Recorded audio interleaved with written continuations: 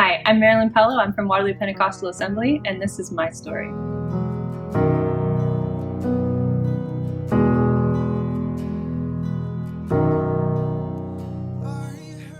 So I grew up then in a Christian family, and I have a fantastic family, a brother and a sister, both older, and then my parents. I was 5 when I, officially accepted Christ. I know some people sometimes have a sort of a downturn and then back up, but it's been a lot more of this for me. So up and down and just getting distracted, but then coming back again. I was a pretty shy kid growing up, and as time went on, it's really neat because I've been leading worship at our church for almost 9 years now, seeing how, from the kid who would cry being in front of the class at school to now I'd rather be in front of a group of thousands singing. It's still something, obviously, that I'm always working on, but I think right now part of my journey is just learning more about outside of that context. How do you bring life to wherever you are? There was a time when I'd been worship leading for a long time and loving it, feeling called to it, feeling passionate about it, but then I remember one youth retreat being there, and I wasn't asked to be on the team that year. And I remember sitting there during worship at the back of the room because I needed my space, and I was just, I couldn't do anything. I couldn't focus, I couldn't sing, I kept picking apart everything they were doing.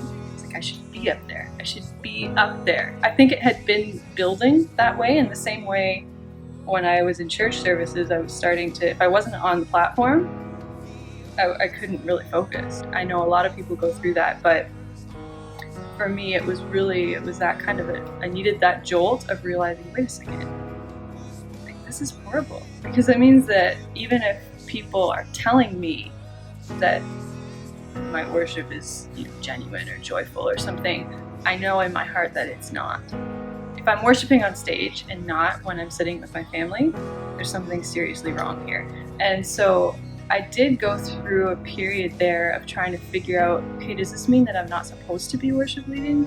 Am I completely a fake right now? Because I kept thinking that I was being genuine, but obviously I'm not, because I can't do it on my own. And there was a real disconnect for a while there where I just really felt frustrated with myself, for one thing, that I wasn't able to be the person that I wanted to be, and that I had this pride issue going on. So through a couple of different things, I had to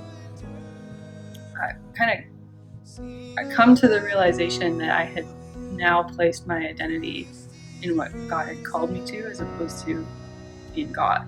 But to realize that I needed to just step back from it and just start again and just do my best to move forward and be genuine with God. And there's a book actually that I read 2 years ago, I think, that's called The Spiritual Danger of Doing Good by Peter Greer.